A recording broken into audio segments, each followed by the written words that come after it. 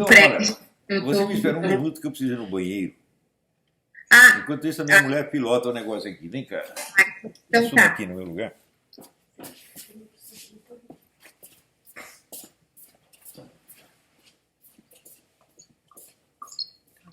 Oi, tudo bom?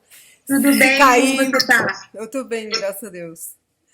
Obrigada, pela ajuda. Eu acho que um repórter que trabalha comigo até te escreveu um e-mail com umas perguntas. Não sei se você chegou a ver, mas só para dizer que caso ele tenha mandado, é a mesma coisa. A No mesma sentido coisa. Como que de ele chama?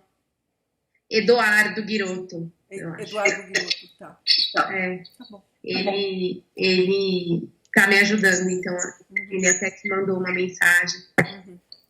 E vocês moram nos Estados Unidos desde 2005, né? Desde Faz tempo. 2005. Já voltar para o Brasil sem chance. A gente não tem perspectiva de voltar para o Brasil. A gente está bem aqui, o meu filho também já constituiu família aqui, a gente tem netos, então isso tudo já cria raízes, né? É verdade que um filho de vocês é Marine? Ele é marinho. Que legal! Ele se formou agora em Criminal Justice. Como se fosse... É um curso, não sei se no Brasil tem um equivalente, um curso relacionado com o direito, mas direito na parte mais criminal e prática da coisa, não teórica. E aí ele tem família aqui, a gente foi ficando aqui, né? E eu tenho mais uma filha que está aqui também. E o Olavo chegou. Mas eu estou à disposição, se você Tá, obrigada. um esclarecimento. Então vamos lá.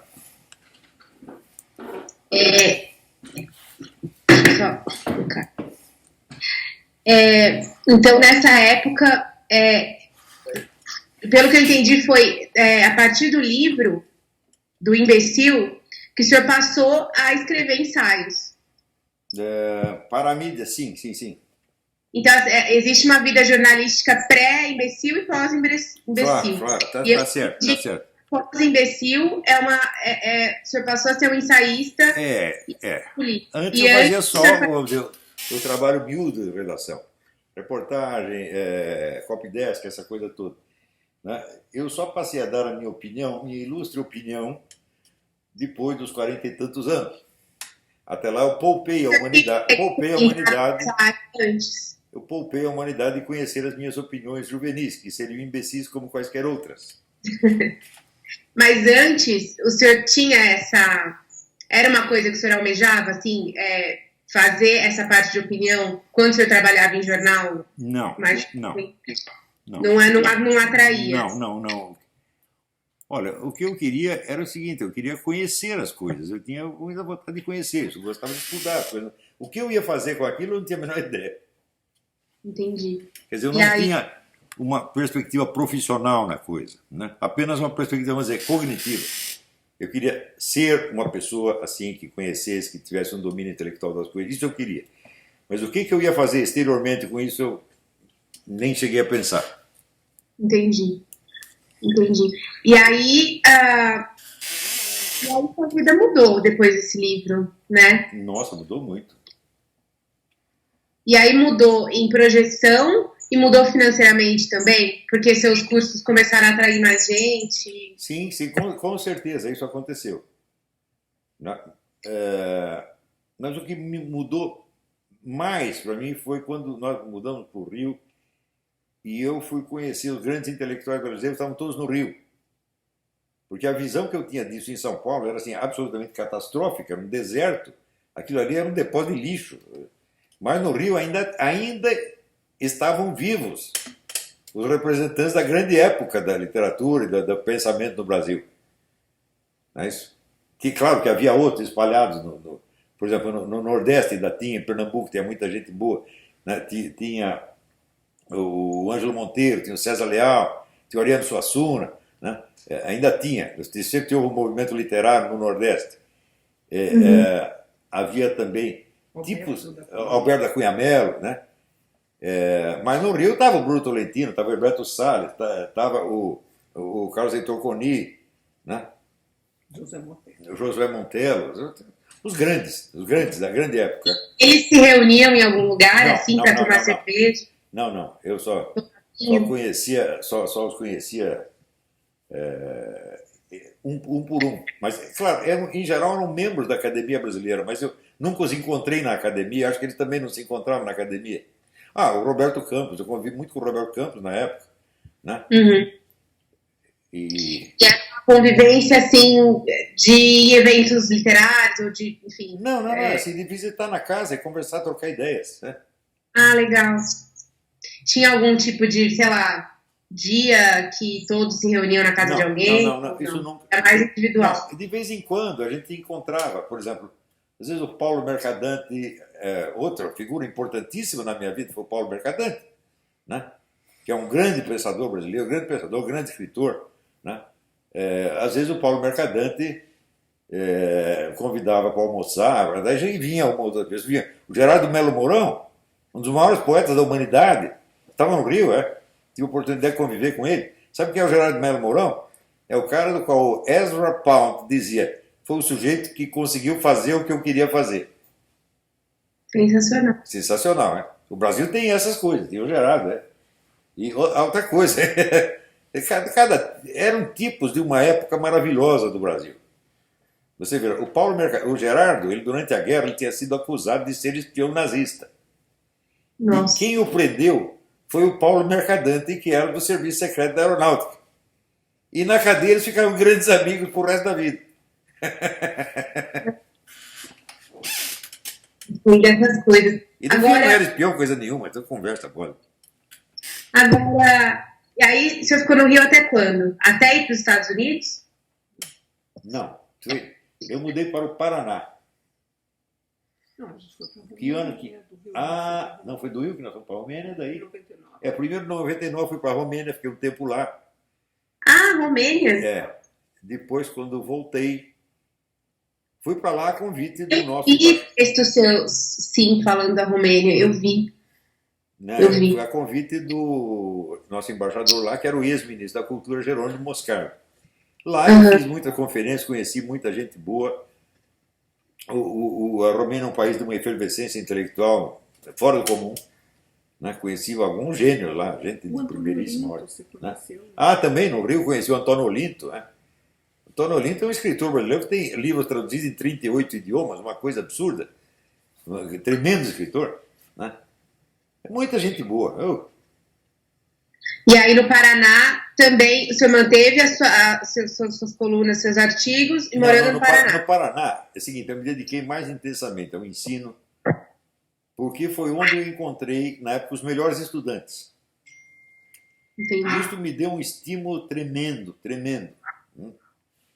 Porque eu senti o seguinte, os estudantes paulistas eram gente muito cansada, né? O paulista, ele fica o dia inteiro respirando chumbo no ar. Quando chega de noite, ele precisa pegar a cama e dormir, né? Então, o paulista era cansado. E o carioca, ao contrário, você tinha muitos estímulos na vida. Tinha a praia, aquelas mulheres peladas, aquela coisa toda. Então, o negócio é meio dispersante. Mas no Paraná, não. Os Paraná eram estudantes Caxias mesmo, eram dedicados. Entendi. Então, para mim, foi um estímulo enorme como professor, o Paraná. E eram os cursos presenciais na época. Cursos presenciais. Os melhores cursos que eu dei foram no Paraná. Entendi. E aí, o senhor morou quanto tempo no Paraná? Até 2005? Deixa eu perguntar para minha mulher, sou ruim de data. 1 ano e 3, 1 ano e meio. 1 ano e meio, mais ou menos. Só isso. Aconteceu tanta coisa nesse 1 ano e meio que dá a impressão que foram 10 anos. Por quê? Porque eu tinha curso todo dia, praticamente. Né? Era muita atividade. Ela rendia muito, a gente via os alunos progredindo, era uma coisa incrível. Né? Entendi. E daí do Paraná... A gente veio para cá. Do Paraná viemos para os Estados Unidos, em 2005, porque me ofereceram um lugar de correspondente do Diário do Comércio, que era o jornal da Associação Comercial de São Paulo. Sim. E aí... A partir de 2005. Mas antes o senhor não escrevia para o Diário do Comércio? Não. Foi só como correspondente, não era... Não, daí era do Globo, né? Quando a gente Um dia assim, eu tava meio cansado do Brasil, tá entendendo? Pois é. E eu dizia para minha mulher, se eu continuar aqui eu vou ficar maluco. Eu vou pro Pinel, né? Daí apareceu, né?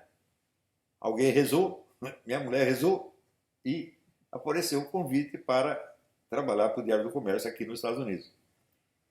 E isso Entendi. foi uma delícia, porque eu tinha total liberdade no Diário do Comércio, escrevi sobre o que queria, né? E fiquei lá bastante tempo, né? Fiquei De 2005, 2005 a 2011. a 2011, 6 anos, 6 anos.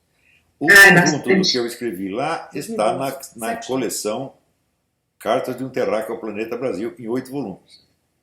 E tem também no seu site os textos do Diário do também Comércio, que alguns. Eu não sei se todos os textos estão lá, mas tem Acho bastante. que sim. Tem bastante, né? Mas aí, antes de ir para lá, você estava escrevendo no Globo. Tinha uma coluna no Ah, Globo? sim. É exatamente. Quando nós voltamos da Romênia, eu estava com a mão adentro e outra atrás. E daí me aparece o Paulo Mercadante. E ele tramou lá com o Rogério Marinho, irmão do Roberto Marinho, de me dar uma coluna no Globo. O Roberto estava doente para bom. O Roberto Marinho já estava gaga, nem falava mais. Não, Roberto. E o Rogério Marinho era o homem da administração do Globo, era, acho que diretor administrativo e tal. Aham, E ele que me botou lá dentro. entendi. A hora que o velho morreu, me botaram para fora. Ah, o senhor acha que está ligado com os. Assim, Claro. Ele que me defendia lá dentro. O resto queria me matar, simplesmente. Né? Eu tive uma entrevista na TV Manchete, eu acho, né? Estava eu e o Luiz Garcia, que era o diretor de redação. O Luiz Garcia, ele rosnava cada vez que olhava para mim, assim, ele estava louco da vida porque eu fui contratado quando ele estava de férias. E quando ele chega, está lá quem? O Olavo de Carvalho. Você vê como o Luiz Garcia, nós tivemos um debate nas próprias páginas do Globo, onde ele dizia, negócio do Foro de São Paulo, isso não é nada, não tem importância. E eu desmoralizei a ideia dele completamente. Quer dizer, eu humilhei meu próprio chefe no próprio jornal que ele chefiava. O cara tem que me odiar mesmo, né? ele morreu acho que foi esse ano, se eu não me engano. Eu li isso em algum lugar. Pois é, Luiz Garcia. eu soube disso ontem. Né?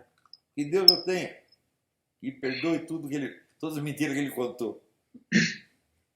Agora, coisa que eu queria voltar um pouco, que é uma coisa que quando você publicou. Espera só um minutinho, peraí. Claro. O Fernando me avisa que eu estou dando uma entrevista aqui, que depois eu falo com ele. Pronto, pode continuar. Então, quando o senhor publicou o Imbecil, era um período, enfim, Plano Real tinha acontecido, Fernando Henrique no governo, a equipe econômica do Fernando Henrique, enfim, inflação tinha sido controlada, a moeda estava 1 para 1 com o dólar, enfim, era um período ali de muito otimismo em relação à economia e tal, enfim, era um pouco essa sensação geral, né? Falando de uma forma generalizando o sentimento naquele momento. E aí, um pouquinho entrando nessa questão das ideias, que eu acho que queria entender um pouco melhor, o senhor já via naquela época se formando um movimento que veio resultar mais para frente na chegada do PT, enfim, muitas coisas que aconteceram, o que acabou fazendo com que muitas pessoas o chamassem de visionário, né? Pelo menos é o que eu, enfim, consegui concluir do que eu li. Assim, nesse período de bonança, não vou dizer que era um período de bonança, mas assim, de uma boa expectativa em relação ao Brasil, que foi quando o senhor publicou o Imbecil, qual foi o clique para falar isso aí vai dar merda lá na frente? Olha, qual foi não se pode diagnosticar o estado de um país só pela sua economia. Porque a economia é apenas a situação presente. A situação econômica de um país pode mudar em 24 horas. Se quebra lá meia dúzia de banco, em 24 horas muda a situação econômica. Se vem um investimento externo grande, também em 24 horas muda, para melhor. Então, a economia é a coisa mais volátil que existe. Ela não é um fator de longo prazo. Por isso, não que todas as escolas sociológicas que acreditam, né, que a infraestrutura econômica determina a superestrutura ideológica, são completamente doidas. O próprio marxismo acabou. Você vê, quando chega no Antônio Gramsci, o Antônio Gramsci já inverteu tudo. Ele já dizia que a superestrutura é que determina, a superestrutura ideológica é que determina a parte de baixo econômica. Então, você tem que ver o estado da cultura, sobretudo. Porque tudo que os homens fazem, eles pensaram antes. Ninguém faz uma coisa para pensar depois. Tudo que foi feito foi pensado. E absolutamente todas as ideias que alcançam influência na esfera política, vamos dizer, na esfera pública, começaram a ser discutidas em pequenos círculos de intelectuais. Às vezes 40, 50, 60 anos antes. Por exemplo, se você lê os livros do Dostoiévski, ele documenta a vida mental russa por volta de, que se passar por volta de 1850, 1860, meio século antes da Revolução, mais de meio século antes da Revolução Russa. E ali é que estava a raiz da Revolução Russa, não na situação econômica. Por quê? A situação econômica, entre essa época que o Dostoiévski aborda nos livros e a época da Revolução, a economia russa mudou muito. A Rússia se tornou o país que mais crescia economicamente na Europa, nesse período. Tá certo? O que era uma coisa que não dava para prever em 1850. Mas o que foi determinante foi o curso das ideias. Quer dizer, Augusto Comte tinha razão, ele diz: a vida dos vivos é determinada por filósofos mortos. Essas são ideias que os caras já discutiram muito antes e que começam a germinar, a se transformar em correntes de pensamento e ação públicos. Mas que indícios naquela época o senhor via? Assim, tá acontecendo isso. A decadência intelectual. A economia está indo bem, mas a nossa cultura foi para o brejo. Nós temos realmente, veja, eu documentei isso no Imbecil Coletivo, era um processo de idiotização. Por quê? Porque, você vê, nenhuma propaganda ideológica por si mesma faz mal. Ela faz mal quando ela se substitui à atividade da inteligência. Quando você só tem que repetir as mesmas coisas para você agradar o seu grupo, para você parecer que é bonzinho, tá certo? E para você receber os aplausos e os afagos na cabeça. E é exatamente isso que acontecia. E acontece até hoje. Hoje está até pior do que antes. Você veja, a hora que foi eleito o Bolsonaro, o que a mídia inteira fez? A mídia inteira está escandalizada porque tem um governo de direita. Quer dizer que não pode ter um governo de direita? É errado ter um governo de direita? Só pode ter governo de esquerda? E é isso que eles chamam de democracia. Ora, a democracia é o rodízio dos partidos no poder, meu Deus do céu. Aqui nos Estados Unidos você tem a democracia porque o Partido Democrata governa um tempo, o Partido Republicano governa um outro tempo, e assim vai. Mas no Brasil não tinha isso. Você vê que o Lula, 2 vezes, em 2 eleições, ele celebrou o fato de que todos os candidatos eram de esquerda. E ele achou que isso era a perfeição da democracia. Veja, 20 anos antes, eu tinha escrito: o PT não está disposto a suportar o rodízio do poder. Ele quer se instalar no poder para ficar para sempre e sufocar todas as correntes. Dito e feito. Só que, nesse ínterim, a mídia inteira aderiu a essa ideia. Eles não aceitam a hipótese de que haja um governo de direita. Não aceitam o rodízio de poder em hipótese alguma. Então, e falam de democracia. De que democracia vocês estão falando? Eles estão falando, o que vocês chamam de democracia, é o que o Lenin chamava de centralismo democrático. Quer dizer, a democracia é para nós, aqui dentro do nosso grupo, e os outros que se danem.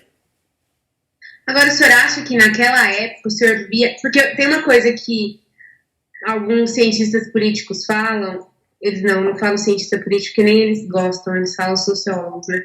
Porque política não é uma ciência.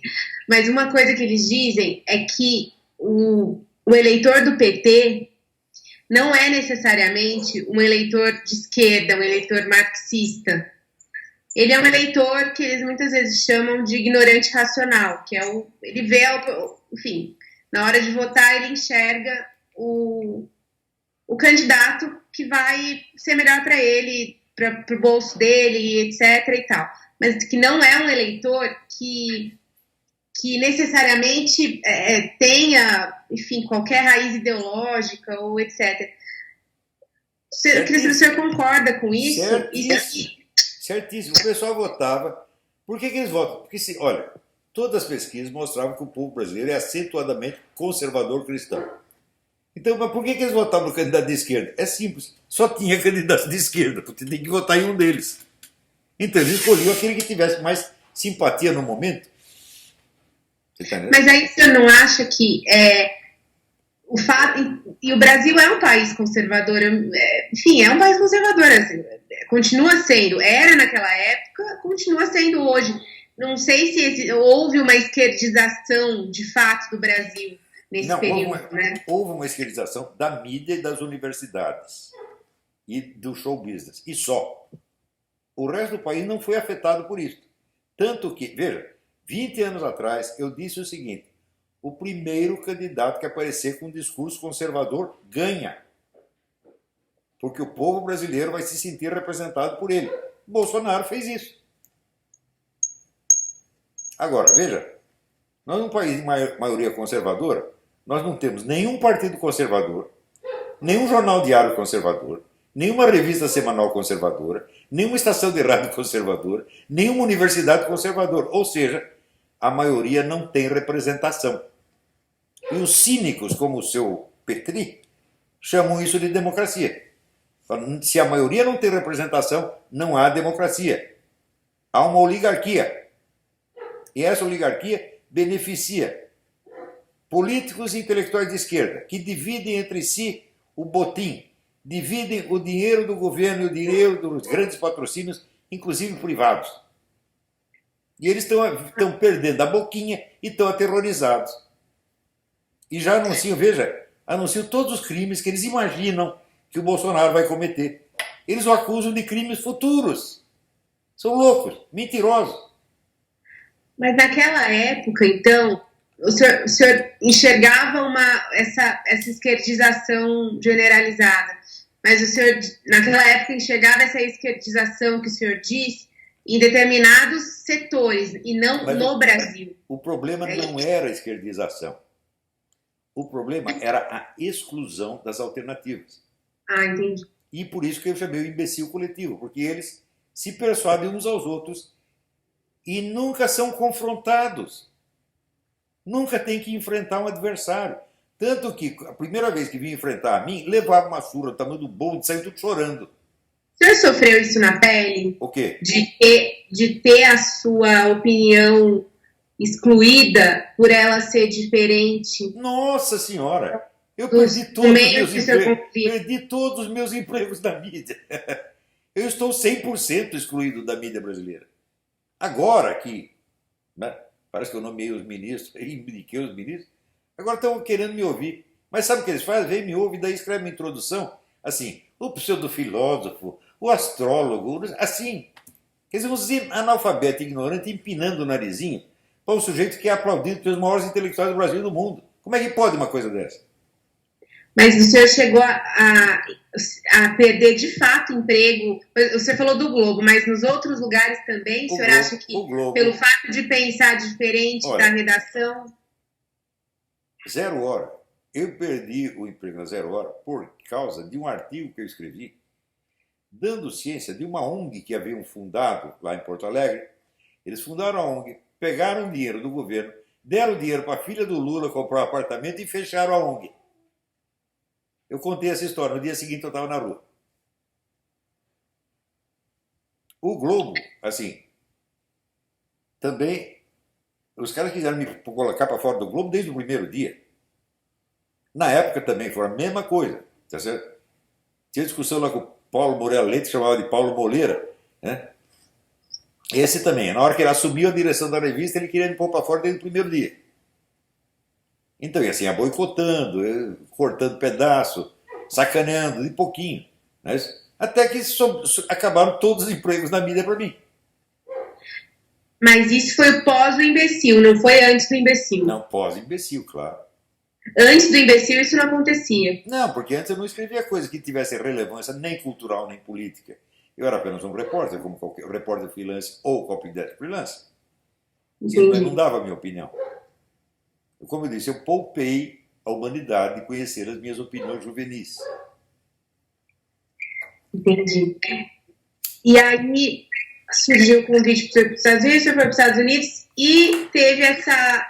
Foi a ida para os Estados Unidos que fez o senhor ter essa ideia do curso online, ou o senhor já dava curso online do Brasil? Não, eu fazia umas conferências online, mas a ideia de um curso sistemático foi do meu atual assessor, o Silvio Grimaldo. Né? Ele disse, por que você não faz um curso sistemático, permanente? Eu falei, bom, faz anos que eu quero fazer isso, vou aproveitar e fazer agora. E também o fato de eu ter perdido meu emprego no Globo. Porque eu cheguei aqui e eu esperava viver da minha coluna no Diário do Comércio e da minha coluna no Globo. Uhum. Só que daí os caras viram que eu estava fora do país e decidiram me cortar do Globo. Entendi. E eu falei, ótimo, já que me cortaram do Globo, então agora eu vou dar o curso que eu queria dar. E o curso, no qual eu esperava ter 100 alunos, fez um sucesso desgraçado, arrumei 5 mil alunos. Daí também aconteceu o seguinte, que ao tentar regularizar a minha situação aqui nos Estados Unidos, o governo me deu esse visto que eles chamam o Genius Visa, que é o visto para pessoas que têm realizações excepcionais nas letras, nas artes, no esporte, na ciência, etc. E eles avaliaram meu trabalho, né? Pediram a documentação de toda a minha vida de trabalho, tudo, julgaram e me deram esse visto. Quer dizer, esse é o maior reconhecimento que um escritor brasileiro já recebeu desde que o Brasil existe. E daí veio os coitadinhos da mídia, os menininhos de ginásio aí, empinar o nariz, pseudo-filósofo, não sei o quê. Que coisa mais mesquinha, idiota, imbecil, ridícula. O pessoal que faz isso, eles só desmoralizam a si mesmos. Você acha o seguinte, aqui o governo americano, você acha que o governo americano não tem 90 especialistas para julgar um currículo? E por que o senhor quis morar na Virgínia? Como é? Por que o senhor quis morar na Virgínia? Eu tinha viajado aqui em 86 e caí apaixonado por essa área aqui. Em primeiro lugar, pela beleza, né? Em segundo, pelo espírito dos moradores, que são pessoas muito gentis e educadas, como jamais você vai ver no Brasil. E pessoas de bom coração, entendeu? Você muda aqui, no dia seguinte os vizinhos estão lá, vem trazer um bolinho, vem trazer uma perna de cabrito, qualquer coisa, né? Te dão um presentinho, perguntam se você precisa de alguma coisa. É um negócio maravilhoso. É a vida em comunidade, né, que eles chamam aí. Eles têm a noção da solidariedade que o brasileiro tanto fala, aqui existe. Entendi. E aí, então o senhor passou, a partir de então, a viver da sua coluna no Diário do Comércio e dos seus cursos que com a internet ganharam uma amplitude Sim. que o senhor disse que não esperava. Sim, muito mal do que eu esperava. Foram 5 mil alunos logo no início e depois isso cresceu para quanto? Foi crescendo. Eu acho que hoje ainda está nos 5 mil. Eu não contei, mas deve estar ainda mais ou menos a mesma coisa. Mas aí é 5 mil ao mesmo tempo e eu não estou entendendo. 5 mil ao mesmo tempo. Agora acontece o seguinte, as aulas são transmitidas ao vivo, mas ao vivo não dá para entrar 5 mil pessoas online. Então a maioria pega a gravação da aula durante a semana. Entendi. E online, naquele momento, tem assim, 700, 800. Se passar disso, cai a conexão. Então a maioria assiste, pega na gravação. Entendi. E o senhor já contabilizou do início dos seus cursos, pode ser dos cursos online, até hoje, o total de alunos que o senhor já teve? Eu acho 20 mil. Oi? Eu acho que uns 20 mil. 20? 20 os que mil. entraram, ficaram, os que saíram, uns 20 mil pessoas. Né? Então foi uma influência enorme. E a maior satisfação é você ver os alunos dizendo, isso aqui abriu os meus olhos, eu antes não entendia nada. Né? E o senhor já tentou fazer um recorte assim de perfil, assim? Então, assim, os meus alunos são, em geral, pessoas de grandes cidades, não dá. Certa faixa de renda. Ali tem tudo que você pode imaginar. Tem tudo. Tem desde idade, tem desde 15 anos até 90. Tá certo? Faixa social tem desde milionário até mendigo. Tem cara que se inscreve e começa a me pedir dinheiro. Professor, eu tô na merda, me ajuda. Tem isso. Caramba. Tem tudo que você. É um monstróide do Brasil. Tem todas as regiões do Brasil. Tem brasileiros que vivem no exterior. Tem estrangeiro também que assiste, que entende português. E tem alguma história de aluno assim que mais chamou sua atenção, assim, de um aluno, seja pela trajetória, como assim, alguém que tenha, sei lá, vendido a moto para pagar seu curso, uma coisa desse tipo? Tive muitos alunos notáveis. Né? Eu falei, eu estou revelando alguns gênios ao mundo. Né? Eu não posso dar o nome deles agora, porque senão o outro vai ficar com ciúme. Mas olha, ali no meu curso tem pelo menos 20 gênios. Isso eu asseguro para você. Que o Brasil ainda vai conhecer. Alguns o Brasil já conhece. O Felipe Morosi é um gênio do jornalismo, sem dúvida. O Felipe Martins é um gênio da ciência política. Isso o pessoal já conhece. Mas tem outros que ainda estão escondidinhos. Tem gênios da lógica, análise lógica matemática. Tem gênios da literatura. Nossa Senhora, é uma riqueza muito grande. É? E já teve, assim, aluno que ficou obcecado, assim, e falou, não, vou lá visitar o senhor na Virgínia. Pegou um avião e foi até aí para conhecer. Tem um monte. Toda hora vem um aqui. Mas teve algum mais doido, assim, de falar, tipo, no sentido, assim, de querer invadir sua privacidade, não, sabe? Mulher que chegou sentando no meu colo, não tem.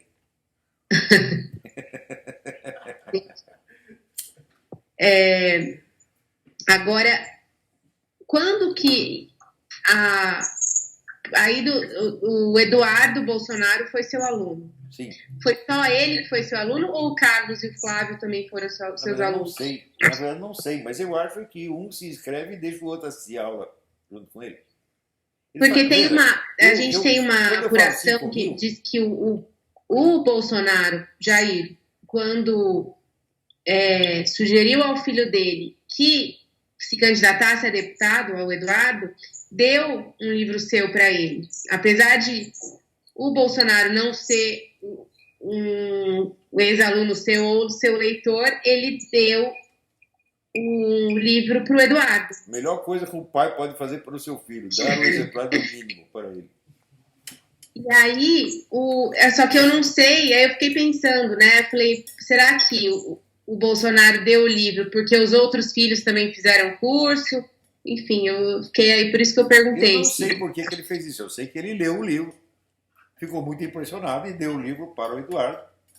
E o Eduardo virou meu aluno. Agora, quando eu digo que eu tenho 5 mil, eu tenho 5 mil inscrições. Mas as pessoas fazem muito isso, elas juntam um grupinho para assistir a aula, com uma inscrição só. Eu não acho ruim que façam isso, está muito certo, façam isso. Né? Então, certamente é mais gente. Né? Entendi. 5 mil inscritos, né? Mas pode ter lá o pai, a mãe, a avó, a tia, todo mundo assistindo. Eu falei com o pessoal da Record e eles me disseram que o senhor é um dos poucos autores que tem um patamar de venda muito alto e muito estável. Então, assim, que há muito tempo vende um patamar alto e sem oscilação, assim, sempre mantém, né? Inclusive hoje em dia. E que, assim, e aí, imaginando de posse desses dados, eu imagino que o senhor deva ter conseguido viver bem com as suas vendagens de livros. Né? Assim, é um dos poucos autores do Brasil que consegue viver de livros. Eu vivo muito bem, ganho mais do que qualquer professor universitário, ganho mais do que a média dos jornalistas, exceto aqueles que sobem na vida puxando o saco do patrão. Né? Jornalista é gente safada. Vou contar um episódio para vocês. Uma vez houve uma greve na classe dos jornalistas. Uma greve ficou famosa na história. E teve uma assembleia lá no sindicato e eles estavam pedindo, acho que, 25% ou 35% de aumento. Né? E eu estava com um amigo, falei, olha, eu vou mostrar para você que essa gente não presta. É só um teste. Você fica... Daí eu pedi a palavra, fui lá na frente e falei, olha, vocês estão pedindo 25% ou 35% de aumento para todo mundo. Mas acontece o seguinte, A diferença salarial entre nós é muita. Aqui está aqui o Zé Mané, que ganha um salário mínimo de jornalista, e ali está o Mino Carta, que ganha 90 salários mínimos por mês. Então vamos fazer um aumento escalar, mais para quem ganha menos e menos para quem ganha mais. Quase me mataram. Esse é o socialismo dos desgraçados. Ninguém quer perder, né? Agora, então, aí o senhor consegue já há um tempo viver dos seus livros e também dos seus cursos. Graças a Deus. O senhor considera que a sua vida financeira é muito bem resolvida, assim, Olha, de ter o suficiente para viver bem? Eu gostaria de ter mais dinheiro para poder ajudar o Brasil. Como assim? Por exemplo, eu falei, grandes projetos educacionais, se eu tivesse dinheiro eu faria. Por exemplo, um sistema de intercâmbio, trazer alunos para cá, montar um curso mais permanente com os professores contratados aqui e no Brasil. Eu adoraria fazer isso, mas isso custa muito dinheiro e eu não tenho. Eu tenho dinheiro para sustentar a mim, a minha família, minha mulher, meus filhos, meus netinhos. E pronto, acabou. Meu cachorro. Né? Isso eu tenho. Não falta nada, graças a Deus. Tá certo? Mas para um projeto desse tamanho eu não tenho. Eu gostaria de ter isso. Só que é o seguinte, no Brasil você pedir patrocínio, o patrocinador já vem com as ideias dele. Tem que ser assim, assado, assado. Daí eu já vou ter que mandar ele enfiar o patrocínio naquele lugar, como aliás já aconteceu outras vezes. Né? E daí não dá. Né? O senhor já teve uma situação em que o patrocinador quis... O cara veio oferecer patrocínio. Isso acontece toda hora. O sujeito veio oferecer patrocínio, mas eu tenho que entrar no movimento tal, tenho que fazer assim. Ah, não. O senhor pode citar algum exemplo? Tem uma mulher aqui querendo me cooptar para o movimento monarquista. Eu digo, olha, eu até de coração posso até ser monarquista, mas eu não vou participar de porra nenhuma. Eu tenho que manter a minha total independência. Está entendendo? Eu não pertenço ao partido do Bolsonaro, não pertenço Não são empresas que querem patrocinar, são movimentos. Pessoas e por trás deles acreditam que existem empresas. Né? Entendi. São grupos políticos ou econômicos que estão interessados. E às vezes acham que eu sou como qualquer desses caras que vivem querendo dar palpite da política e subir na vida. Eu não sou isso. Eu sou um escritor independente, ferozmente independente. Vou defender minha independência até a morte. Eu não preciso de nenhum desses caras. Eu já fui rico, já fui pobre. Não sinto grande diferença, sou feliz dos dois jeitos. Tá tudo bem. Mais ganhou dinheiro? É? Quando que o senhor mais ganhou dinheiro? Agora, depois que eu vim para cá. E o senhor gosta de, assim, que tipo de rotina que o senhor gosta, assim, viajar, enfim? Eu trabalho o dia inteiro sentado nessa mesa. Eu só saí daqui uma vez, né? Foi a única vez que eu tirei férias na minha vida, uma semana de férias, que nós fomos lá para o estado do Maine caçar um urso. Entendi. O meu filho... Eu não vai para a Europa, para a França? Não, viajei muito. Todas as vezes que eu viajei foi a serviço. Sempre. Claro que a gente aproveita para conhecer as coisas. Uma viagem de férias, eu nunca fiz, né? E ir para, sei lá, para a Europa para conhecer os puteiros, eu nunca fiz. Entendi. E aí, voltando um pouco nessa questão do Eduardo, quando ele foi seu aluno, o senhor não sabia, né, que, enfim, ele era filho do deputado, o próprio deputado... Não, sabia. Eu acho que eu conheci primeiro o pai, o Bolsonaro, ouvi falar dele, evidentemente. E quando apareceu depois, o seguinte que eu conheci foi o Flávio, né? Quando ele veio aqui trazer uma condecoração que eles votaram lá na Assembleia do Rio. E depois eu conheci o Eduardo porque ele veio aqui. Um homem muito simpático, gostamos muito dele. Né? Toda a minha família gostou muito dele. Foi uma relação pessoal, assim, não tem nenhum plano político, nem por nenhuma. Né? Aliás, eu, desde o início eu falei, olha, eu vou votar no Bolsonaro porque eu gosto dele, eu acho ele um cara honesto, uma pessoa de bom coração e ponto final. Aí o programa político dele falou, não sei. Entendi. Agora, quando o senhor ouviu falar dele, era pelos seus alunos que estavam interessados? Não. Eu vi na TV Câmara, vi muitos pronunciamentos dele na TV Câmara, eu achava aquilo muito engraçado, porque ele é um sujeito muito sincero, ele fala as coisas que vem na cabeça na hora. De vez em quando sai com um treco inconveniente, mas Em geral, as coisas que ele fala fazem muito sentido e são verdadeiras, né? Entendi. Agora, a gente tem que levar em conta isso. O jornalista hoje ele não sabe distinguir o que é uma piada do que é uma declaração formal. Não sabe mesmo, né? Hoje mesmo eu dei uma entrevista com a mulher do Globo, né? E ela disse, o senhor está dando muita sugestão de ministro, todas são aceitas. Daí eu brincando, eu falei, olha, eu sou um cara irresistível, daqui 5 minutos você vai se apaixonar por mim. Né? Brincadeira. Ela põe isso na manchete da matéria, porra. Ah, O que é? Isso é um amadorismo grosseiro e pueril, digno de criança de 8 anos. é. Eu não vi, vou até procurar a matéria que eu não vi. Agora, e aí, assim, eu queria entender como é que foi de alunos, eles passaram a se aproximar de fato do senhor, porque eles sempre compartilhavam suas postagens, etc. Eu queria entender um pouco como é que foi isso, enfim, se vocês mantinham contato por e-mail, por Skype, por WhatsApp. O Facebook foi fundamental para isso.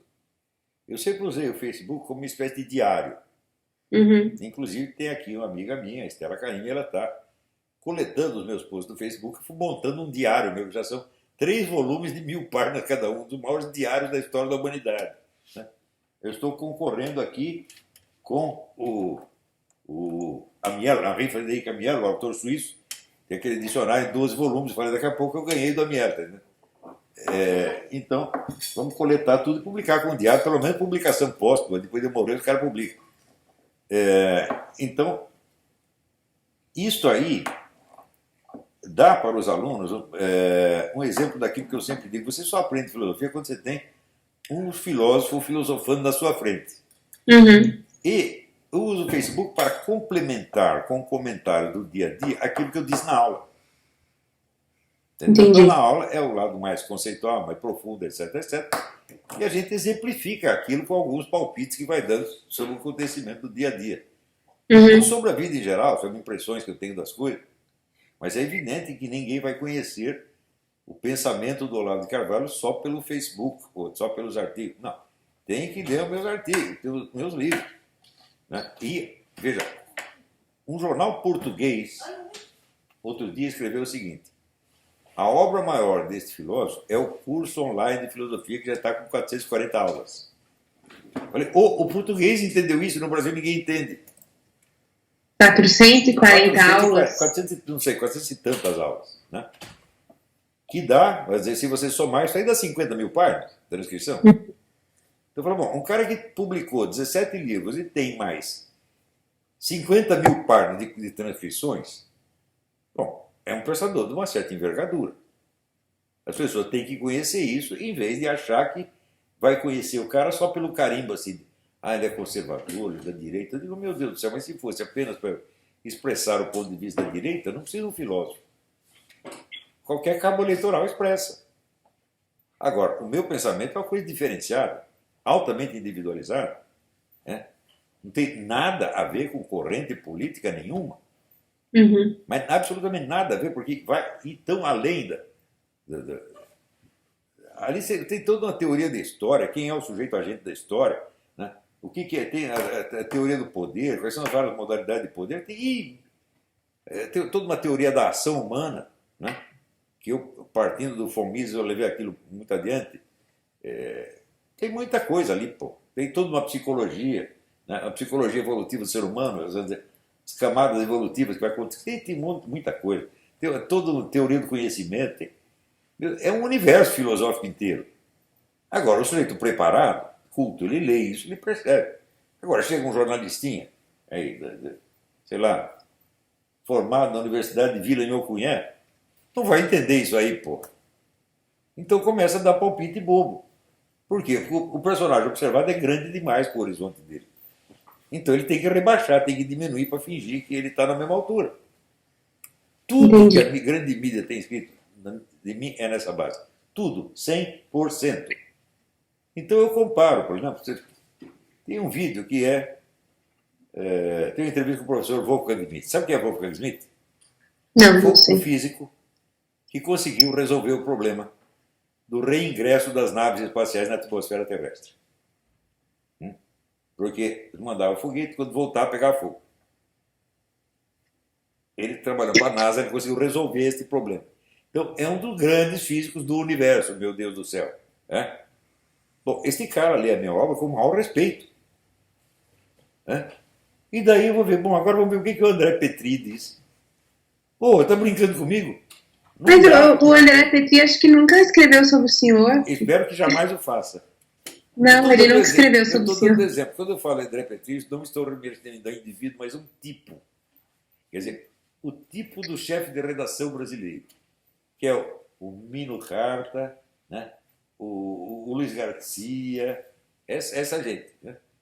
Que acha que sabe. Paulo Moreira e outros assim. Agora, eu concordo com o senhor de que não exista, enfim, pelo menos eu não vejo assim, posso estar errada, não existe enfim, um movimento organizado, o senhor, enfim, dá as suas aulas há muito tempo, tem a sua carreira estabelecida aí, e algumas das suas ideias, é assim que eu vejo, elas têm uma intersecção com parte da equipe do Bolsonaro. Isso é natural, né? Não é uma... Eu espero que sim, mas olha, aí é preciso fazer uma ressalva. Eu nunca escrevi nada dizendo o que os outros deveriam fazer. Eu nunca tive uma proposta política. Eu me atenho ao exame dos fatos, ao exame do que acontece, não do que deve acontecer. Ora, uma ideologia é essencialmente um modelo do que se deve fazer. É um modelo de sociedade, é uma exortação, é um discurso, como é que se diz, de persuasão das pessoas. Eu nunca fiz isso. Eu só analiso o que acontece. Então, o mundo do dever ser, para mim, é completamente inócuo. Eu não ligo para isso. Eu me interesso pelo ser, pelo que é. Então, quando os caras querem fazer de conta que eu tenho uma proposta política, eles estão mentindo. Eles estão falando de uma coisa que eles não conhecem. Me mostre lá um artigo onde eu proponho um modelo de sociedade. Uma vez eu escrevi um negócio chamado Fórmula da minha composição ideológica. Né? E a composição ideológica se constituía de coisas tão contraditórias entre si que no fim não saía fórmula nenhuma. Porque eu estou tentando reconhecer, vamos dizer, a parcela de razão. Que eu me guiei muito por uma frase que eu li do Gottfried von Leibniz, o maior sábio do Ocidente, grande matemático. Ele dizia, eu concordo com tudo quanto eu leio. E eu tinha a mesma impressão. Falei, eu estou lendo aqui para descobrir uma verdade.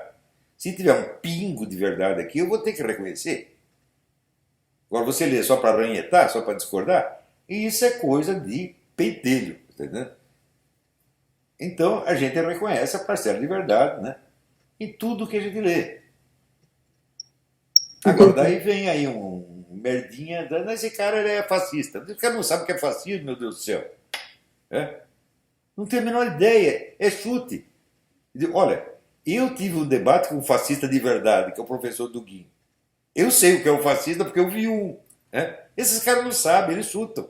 Tudo que não é comunista, eles acham que é fascista. Entendi. Agora, eu vi que o senhor fez alguns hangouts também com o Bolsonaro o conheceu e tal. Eu fiz um, que eu saiba. Fiz um ou dois? Eu achei que tinha mais. Fiz dois. Parece que fiz dois, eu não lembro direito. E um quando ele estava em Nova York. Um quando ele estava em Nova York e o outro na Rádio Vox. Na Rádio Vox, é verdade. E assim, quando o senhor fez o primeiro, ele já era candidato? Não. Ou ainda era? Não era. E qual foi a impressão que o senhor teve, assim? A minha impressão dele sempre foi muito boa. Porque é o seguinte, ele era um típico brasileiro falando o que vê e o que sente. Ele não tinha uma fórmula assim, discursiva acabada, ele também não tinha uma ideologia acabada. Ele dava palpite sobre coisas isoladas que ele via, coisas da experiência dele. Né? Então, bom, esse é um homem sincero que diz o que vê. E é isso que nós mais precisamos no Brasil. O senhor não acha que o Lula, em certo aspecto, também tem esse discurso de falar o que tem, enfim, um discurso simples que chega nas pessoas e não há um ponto em comum entre eles, assim, coisa de falar uma linguagem ele simples. tinha, e isso foi o que despertou a simpatia por ele, inclusive a minha simpatia, no começo. Então, esse cara, ele fala as coisas, às vezes fala besteira, mas são coisas da realidade, coisas que ele viu, né? Só que depois, quando ele começou a mentir, não parou mais, meu Deus do céu, foi uma coisa de louco, né? Ele sentiu o gosto do dinheiro, né? E aí não parou mais. Aí, assim, aí virou um cara cínico mesmo, né? Cínico. Eu não sei o que aconteceu com ele, né? E eu acho que foi a partir da fundação do Foro de São Paulo. Por quê? Quando ele fundou o Foro de São Paulo, foi ele, o Frei Beto e o Fidel Castro, os três. E o Foro de São Paulo tinha que ser um negócio meio secreto. Ele mesmo diz, nós tínhamos que conversar de maneira que as pessoas não soubessem do que ele estava falando. Daí ele confessou que não foi nós do Foro de São Paulo que colocamos o companheiro Chaves no poder. Com essas coisas assim. A partir daí ele teve que começar a mentir. E pegou o vício, coitado. Ele não é uma pessoa que tenha envergadura para estar em situações que sejam moralmente muito exigentes. Ele não tem capacidade para isso. Ele é bem menos inteligente do que as pessoas imaginaram. Ele tem essa malícia caipira, por assim dizer. Isso é o máximo que ele tinha. Então você põe ele numa situação moralmente difícil, contraditória, ele vai se atrapalhar. Como se atrapalhou? Você vê ele de frente dessa juíza tentando disfarçar. É uma coisa assim, patética, deplorável. É a imagem do fracasso total. Ele se meteu, ele subiu mais do que ele aguentava, né? Como disse o francês, peidou acima do próprio cu. Agora, o Bolsonaro, o senhor o encontrou aí na Virgínia mesmo, a primeira vez? Veja, o Bolsonaro, ao contrário do Lula, ele tem uma humildade excepcional. Você veja, o Lula, a cabeça do Lula foi feita pelo Frei Beto, que é um eminente charlatão, que se finge de católico, nunca foi católico, né? É assim, mentiroso, mesmo. Tudo que ele escreve, ele e o Leonardo Boff, assim, você não pode levar a sério uma linha. Eu já fiz análise de texto dele mostrando como ali é só manipulação verbal, não tem mais nada. E o Bolsonaro teve a prudência de se pegar a mim. Vou te dizer por quê. Eu sou um bom conselheiro. Eu não dou conselhos interesseiros. Eu não dou conselho para favorecer um movimento político. Eu, quando dou conselho, é porque eu estou dizendo exatamente o que eu estou vendo. E quando foi o primeiro conselho que ele pediu? Ah, eu não lembro, faz tempo. Não, foi mais para o filho dele. O Eduardo. Quando ele esteve aqui, né, pediu vários conselhos sobre... Fui aconselhando, fazendo análise política para ele ver. Veja, outro cara que eu deplorei foi o Ciro Gomes. Você sabe quem lançou, a primeira vez fez um lançamento de candidatura do Ciro Gomes? Fui eu. Foi na Bienal do Livro de... Que ano foi, Rorro? 98? Acho que 98, uma coisa assim. 97, Nós tínhamos uma banca da editora nossa, editora da Faculdade da Cidade, junto com a Top Books, e estávamos lançando alguns livros, entre os quais o livro que era o lançamento da candidatura dele, escrito por ele junto com o Roberto Mangabeira Unger. Uhum.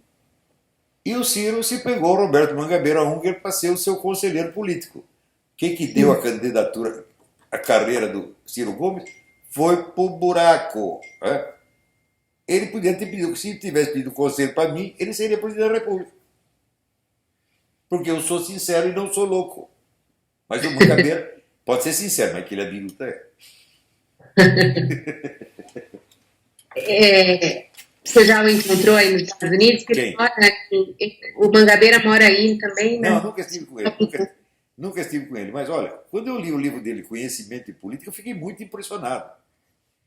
Porque ele é incapaz de distinguir o que é uma doutrina liberal e o que é um sistema econômico real. Ele não consegue. Ele trata uma coisa como se fosse a outra. Não existe nenhum sistema econômico que encarne uma doutrina especial. Não existe isso. Uhum. E esta confusão é a confusão do ideal com o real. Isso é sintoma de que não bate bem. Pode ser um gênio, mas não bate bem. Entendi. É isso? E aí,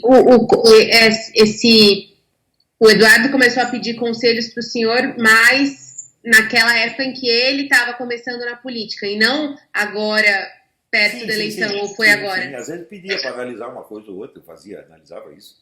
Menos conselho do que análise, está entendendo? Entendi. Então, por exemplo, agora estão pedindo meu parecer sobre o negócio da escola sem partido, eu estou analisando o melhor jeito que eu posso.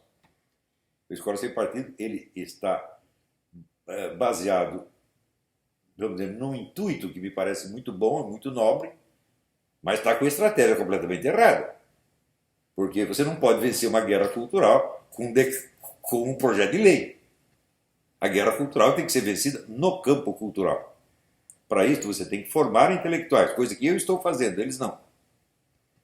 Então, você levantar a discussão numa audiência pública, no legislativo, já é um absurdo.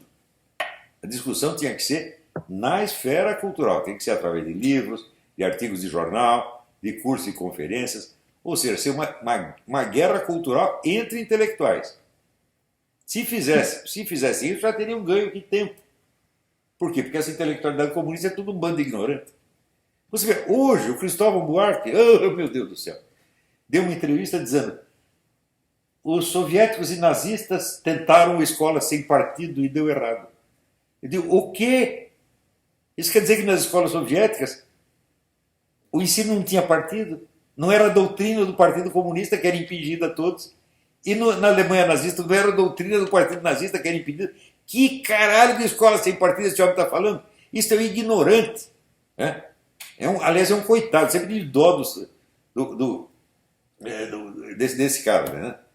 Agora aparece dando entrevista, o educador, ele não é educador, foi ministro da Educação, um dos piores de todos os tempos. Todos os ministros da Educação que nós tivemos, desde o ano 2000 até agora, para mim deviam estar tudo na cadeia, porque o que eles fizeram com a educação brasileira, não há palavrões suficientes para descrever. Agora, existe algum conselho, alguma análise que o senhor tenha feito e que se tornou fato, que eles implementaram de fato, seja na época da campanha, seja pós? Não, eu não sei, mas eu espero que agora, por exemplo, as análises que eu tenho feito sobre a escola sem partido, eu espero que orientem alguém no governo para saber o que eles vão fazer com a escola sem partido. Eu acho que assim, eles não podem retirar o apoio à escola sem partido porque os intuitos, as intenções são boas. Mas eu acho que eles têm que modificar a estratégia desse negócio. Modificar seriamente. Né? Se eu não conseguir convencer os próprios líderes da escola sem partido, pelo menos que eu convença os políticos, os governantes, ministros, né? E modificar num sentido benéfico, vai ser bom para todos. Agora, o que poderia ser feito de uma forma... De cara, desistir do projeto de lei. Projeto de lei coisíssima nenhuma. Nós temos que formar intelectuais e chamar os caras para briga no terreno da disputa intelectual. E desmoralizar um por um. Olha, eu já agora, o ministro da Educação é realmente uma pessoa da sua rede de contatos? Foi uma indicação sua? Veja, o Ricardo Vélez Rodrigues sempre pertenceu ao movimento liberal. Liberal ou neoliberal, como queiram chamar, sempre pertenceu. Junto com o Donald Stewart Jr., que foi o fundador do Instituto Liberal. É um brasileiro, apesar do nome, era um brasileiro, filho de canadense. É um grande amigo meu, excelente pessoa, fundou o Instituto Liberal. E a primeira vez que eu fui no Instituto Liberal foi para fazer uma conferência com o título "Por que não sou neoliberal?". Então, eu nunca fui, vamos dizer, um liberal de estrita observância. Eu misturava ideias liberais com outras, né? Do meu jeito, fazia a minha própria forma.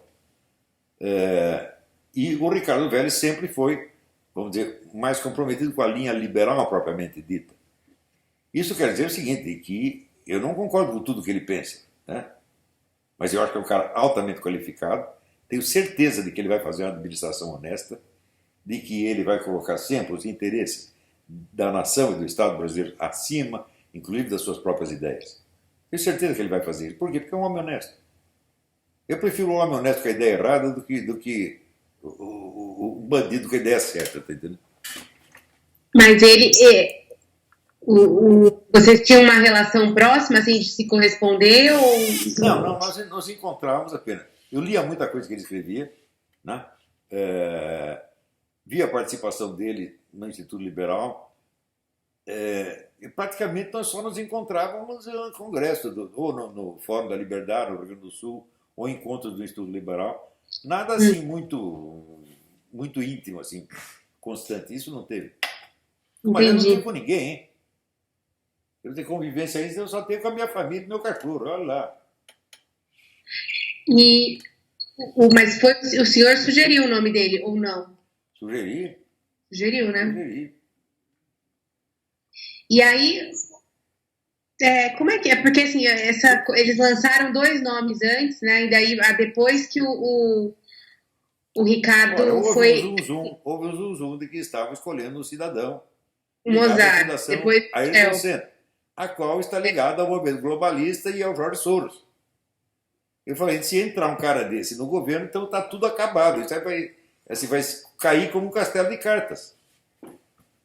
Mas aí foi o senhor que disse para eles, porque o que saiu na imprensa, e aí o senhor me disse pode se tá errado, é que a bancada evangélica foi em cima.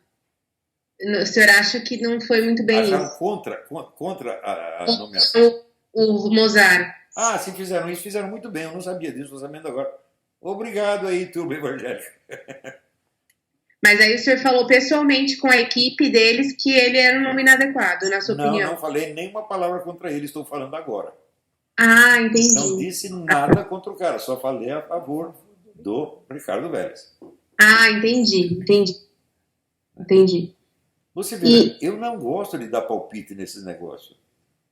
Eu só falei essa coisa porque o Bolsonaro, 2 vezes em discurso público, sugeriu o meu nome para ministro da Educação. Então eu falei, bom, eu vou pular fora, mas eu não quero pular fora se eu indicar alguém. Me parece que seria uma falta de educação até. Não é isso? E por uma coincidência também conheci o Ernesto Araújo, que me pareceu a pessoa adequada para o Ministério da Educação, das Relações Exteriores. É só isso, mas eu não vou ficar dando palpite e sugerindo mais gente, né? Mas nesse caso do Ernesto, o senhor também sugeriu o nome dele? Sugeri porque conheci o Ernesto, ele veio aqui com um amigo meu, cujo nome eu não vou dar, um amigo que sempre vem, que é amigo de longa data, e ele trouxe o Ernesto, o Ernesto estava curioso de me conhecer. Daí conversamos, eu comecei a ler as coisas dele, vi que é um homem, um intelecto gigante, capaz de analisar as coisas da política exterior num nível filosófico que ninguém na mídia brasileira consegue e que eles nem entendem o que ele está falando. E falei, bom, é esse o cara. Né? Esse é o cara. Entendi. Mas aí o senhor eles perguntaram para o senhor se o senhor tinha um nome. E o senhor disse, eu tenho. Não, o Ministério da Educação, eu te falei. Eu sugeri, porque o Bolsonaro havia sugerido o meu nome. Mas não acha... Eu falei, eu não quero. Mas eu não quero sair sem oferecer uma alternativa. Mas isso no caso da educação e no caso do Ministério de Relações Exteriores? Daí acrescentei o Ernesto aí, porque eu conheci o Ernesto. Ah, entendi. Foi na mesma ocasião.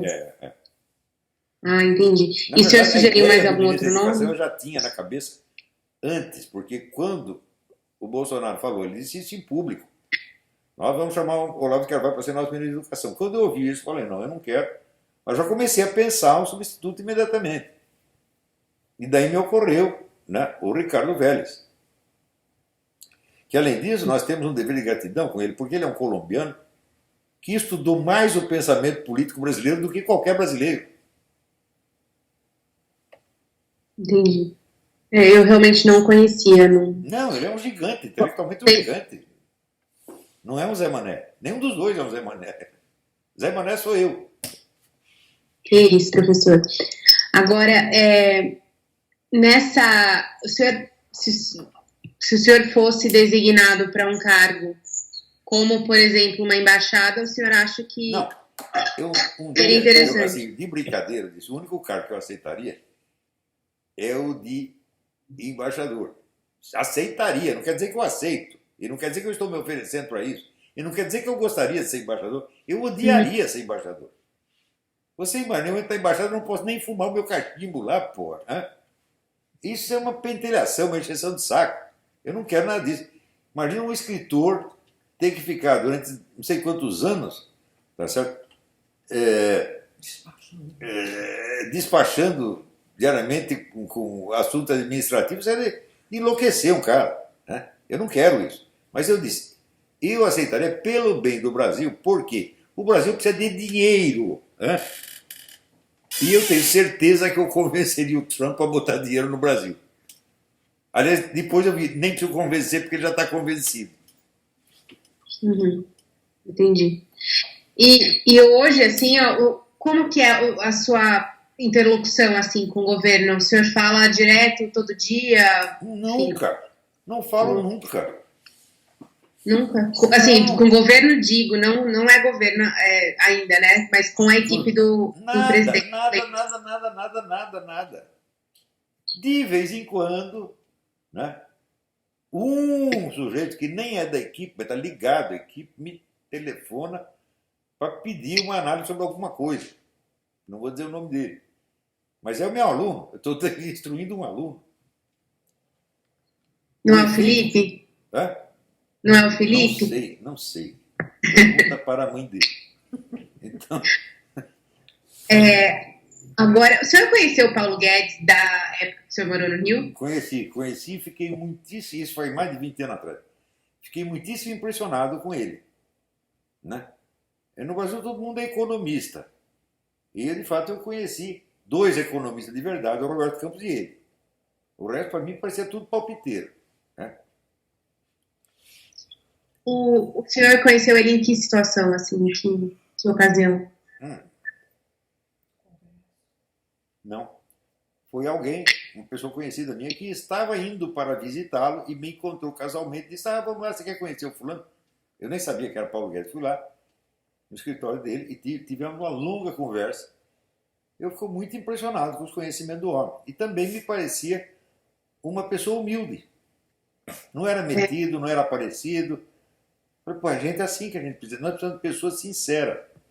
Que no Brasil, assim, chega de pose. Esses caras são muito cheios de pose, de fingimento. Isso tem que acabar. O sujeito, por exemplo, uma vez um cara me pediu, eu falei de desonestidade intelectual, o cara falou, me define honestidade intelectual. E a honestidade intelectual é muito simples. É você não fingir que sabe aquilo que você não sabe e nem que você não sabe aquilo que você sabe perfeitamente bem. É só isso. Então, a honestidade intelectual é viver na verdade da sua memória. Né? Você conhecer os seus conhecimentos e conhecer a sua ignorância. Ou como dizia o meu professor Stanislaw Laduzan, se eu sei que sei. E se eu não sei que não sei.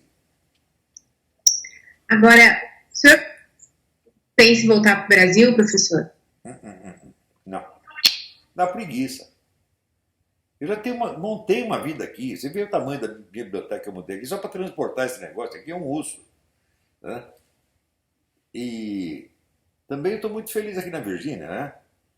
Aqui, quando eu completei 10 anos aqui, eu falei, olha, o que está acontecendo aqui? Eu estou aqui faz 10 anos, ninguém me humilhou, ninguém me xingou, ninguém me deu um pontapé na bunda, eu estou ficando traumatizado já. Né? No Brasil, assim, qualquer caixa de banco acha que ele é o Papa, né? Ele te humilha. Né? E o senhor aqui teve não alguma existe isso. situação que o senhor se sentiu humilhado No Brasil? no jornalismo, assim? No Brasil, o tempo todo, estou falando, qualquer caixa de banco, vendedor de cachorro quente na esquina, tá entendendo? Sargento de polícia, todo mundo aí é gente importante. É um negócio impressionante. Mas o jornalismo teve alguma situação específica que o senhor tenha sido destratado?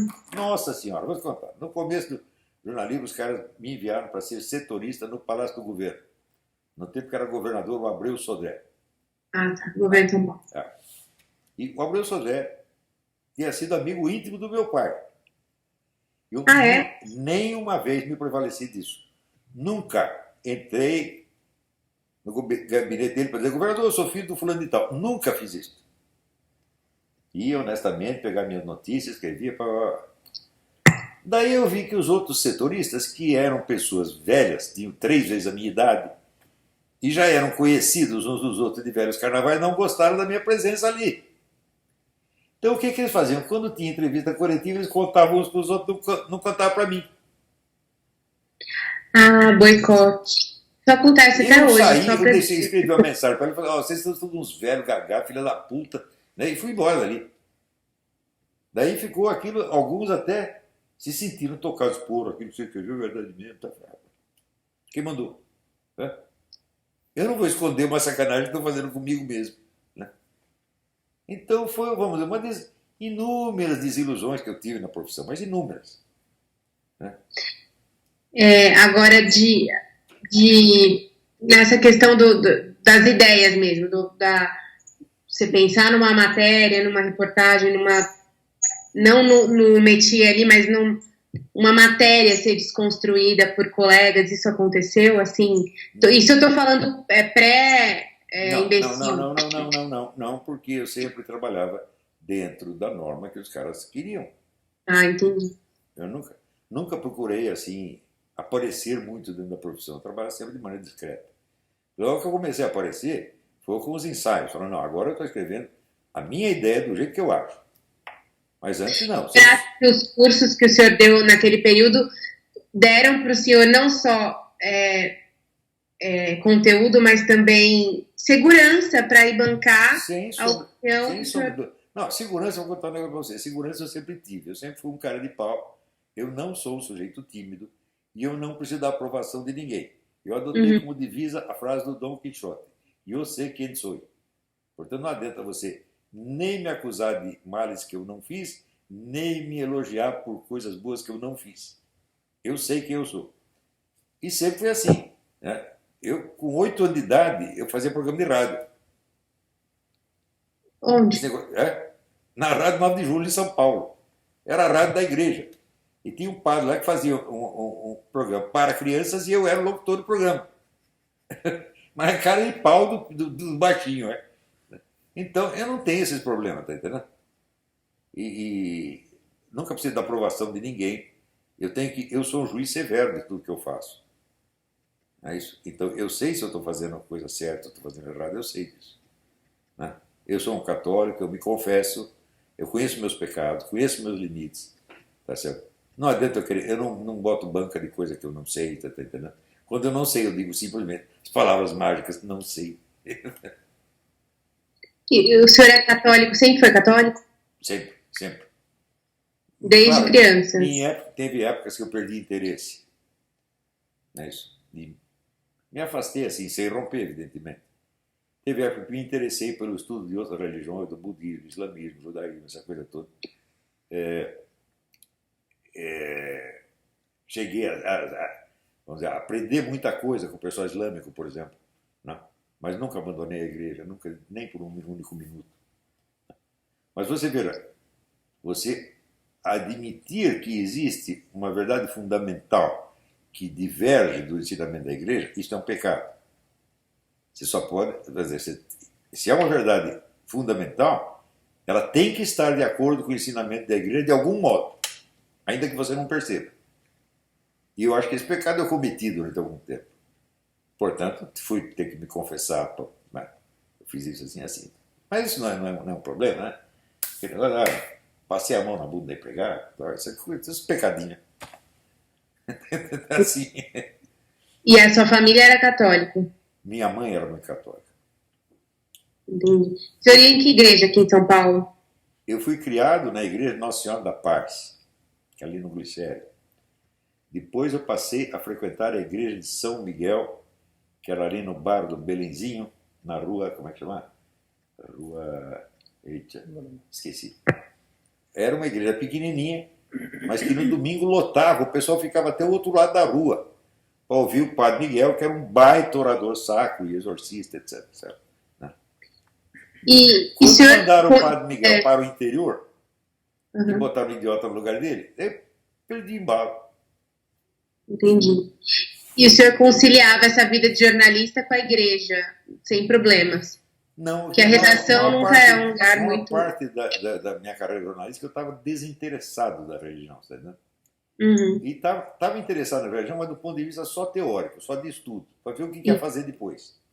Entendi. E essa questão, por exemplo, existe um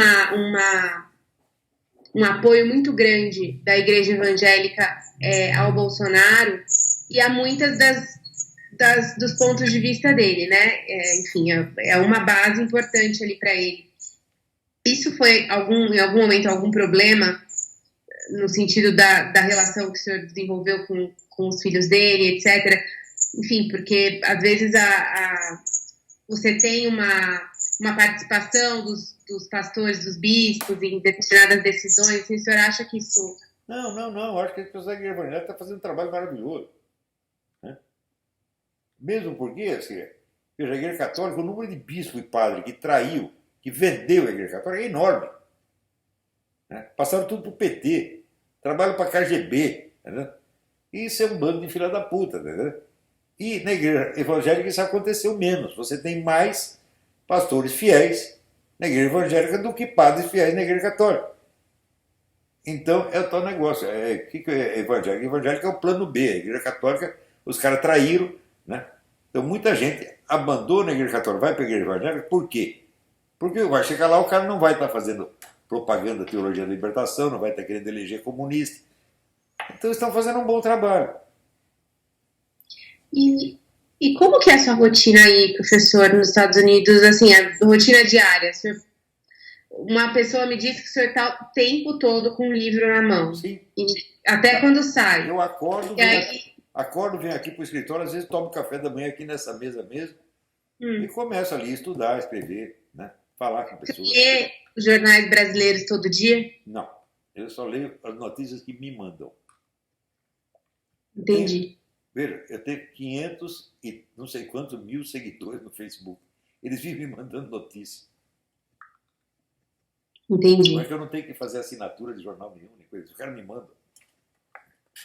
E nos Estados Unidos, você acompanha algum jornal? Eu costumava acompanhar alguns sites aqui. Inclusive cheguei a escrever para alguns deles no começo, mas depois desisti. Né? Aqui nos Estados Unidos, assim, é tudo muito especializado, você né? Se você escreve sobre um assunto, eles vão querer que você escreva daquele assunto pelo resto da sua vida. Isso começou a ficar meio chato, então eu fugi de todo mundo. Entendi. Não faço mais conferência, não escrevo mais para lugar nenhum. Fico aqui quietinho no meu canto. Mas tenho contato com alguns intelectuais e jornalistas americanos, como Jeffrey Nyquist, né?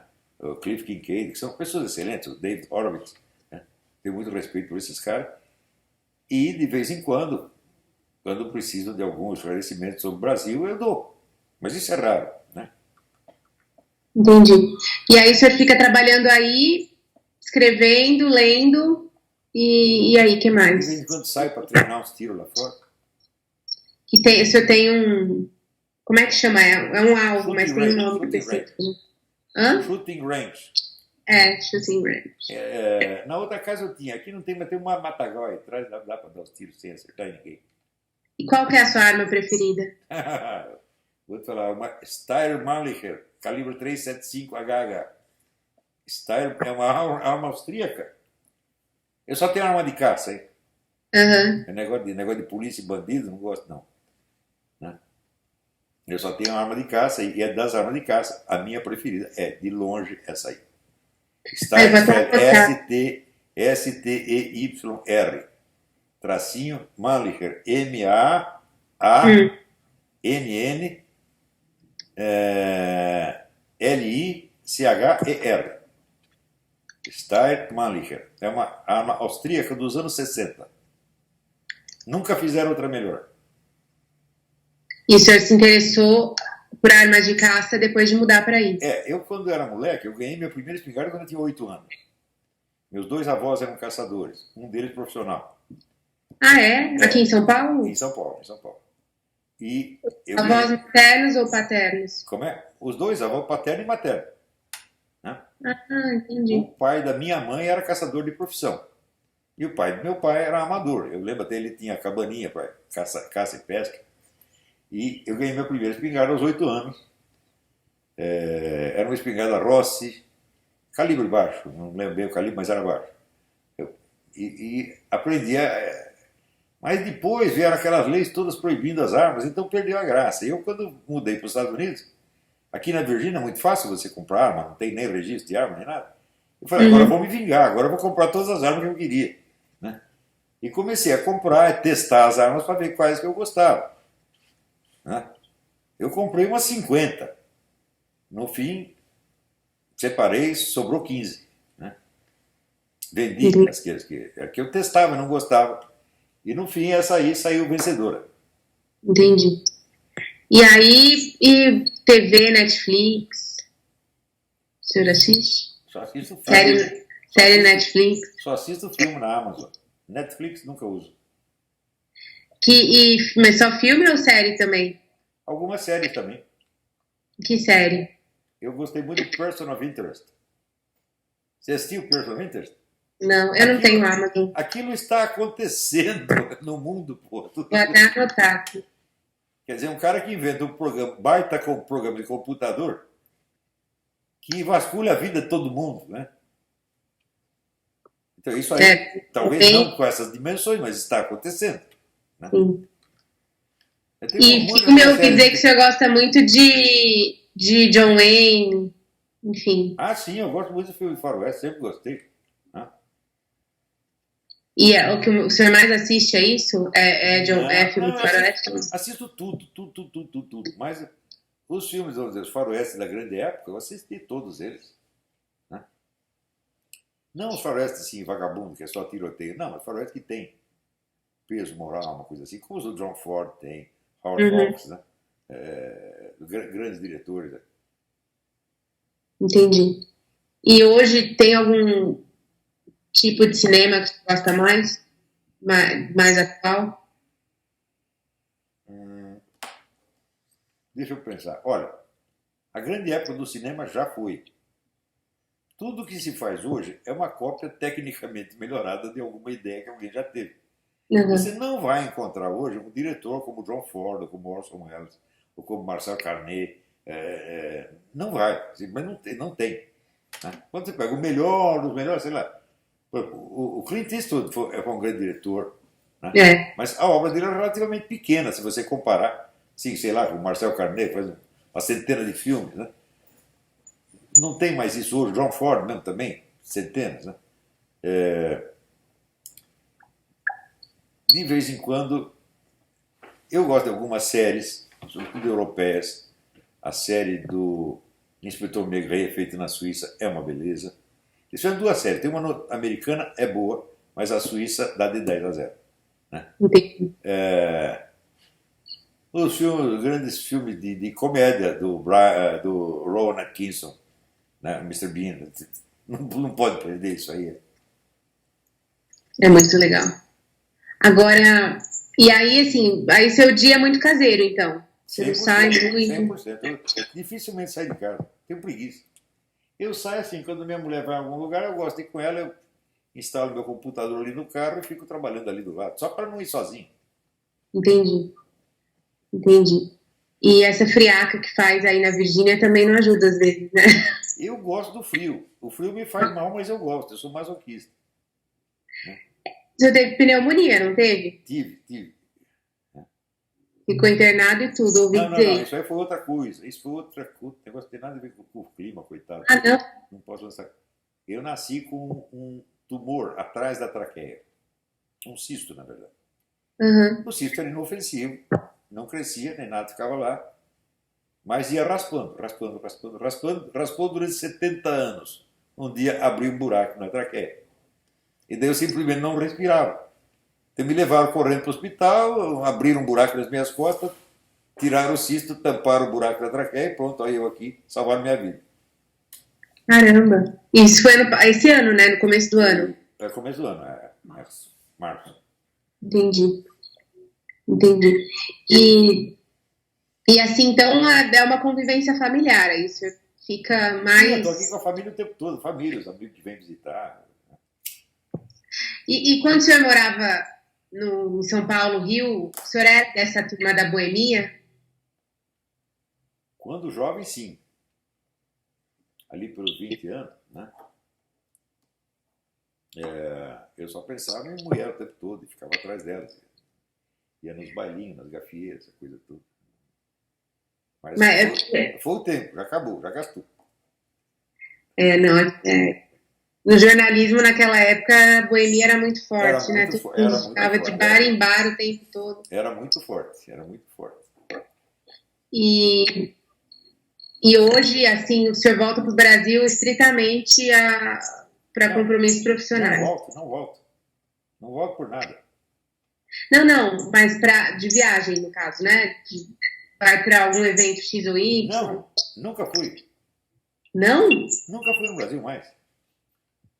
Nem para o Fórum da Liberdade, nem nada? Não. Se o cara quiser, eu gravo uma coisa por internet aqui. Por que eu vou sair de casa para fazer isso? Mas por que você não volta? Preguiça. Né? Dá muito trabalho. Mas você viaja para outros lugares, senão o Brasil. Depois que eu estive aqui, eu só fui para a Colômbia. Eu fui para a Colômbia várias vezes. Eu adoro a Colômbia. Né? Adoro. Tenho uma casa de amor com a Colômbia. É? Então eu fui lá, né? Para fazer umas conferências, para ajudar os caras lá a combater as Farc, que no fim se ferraram todas. Né? Mas de onde surgiu essa proximidade com a Colômbia, assim? Foi assim, uma vez me convidaram e eu fui por curiosidade, mas me apaixonei pelo país. Entendi. Colombianos Então são você pessoas não viaja de muito jeito humildes, nenhum, muito para lugar sérias. nenhum, assim. Não tenho mais interesse assim em viajar. Já viajei bastante na vida. Né? Para a Romênia, para a França, né? Aqui para o México, para o Peru, para a Colômbia, né? Para a Argentina. E aqui nos Estados Unidos também viajei bastante. Né? Levar os netinhos para Disney. Aí isso eu não tenho paciência, eles que me desculpem. Não, os netinhos vivem aqui, eles entram aqui, eles fazem o que quiserem, eles podem demolir a casa, eu acho tudo maravilhoso. Mas levá-los para qualquer lugar eu não vou levar, não. Entendi. Agora, uma coisa que eu só queria voltar lá atrás, porque eu fiquei com essa dúvida. Na primeira coisa que a gente falou sobre o Goethe, o senhor falou que caiu na sua mão o livro. Caiu como na sua mão um Goethe com 14 anos? Eu queria que tivesse caído na minha, não caiu na minha. Eu acho que tinha na casa da minha tia. Ah, entendi. Na casa da minha tia tinha uma coleção, eu não tinha muitos livros não, mas tinha essa coleção chamada Grandes Romances Universais. Uhum. E ali eu li os sofrimentos. Eu lembro de ter lido nessa coleção Os Sofrimentos de Werther e Os Noivos do Alessandro Manzoni, que é um dos maiores romances de todas as épocas. Né? E o que mais? Eu acho que eu tinha algo do Walter Scott. Depois virei um fã do Walter Scott, que é uma coisa incrível. Né? Não, isso eu tinha lido antes. Né? Estava falando de um outro livro aqui, mas esse é o livro antes, é um livro chamado O Caçador. Esse livro foi influência decisiva na minha vida.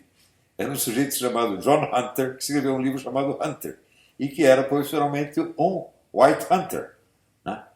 Quer dizer, o White Hunter era um sujeito que era contratado pelos governos da África para matar as feras assassinas quando as tribos não estavam dando conta.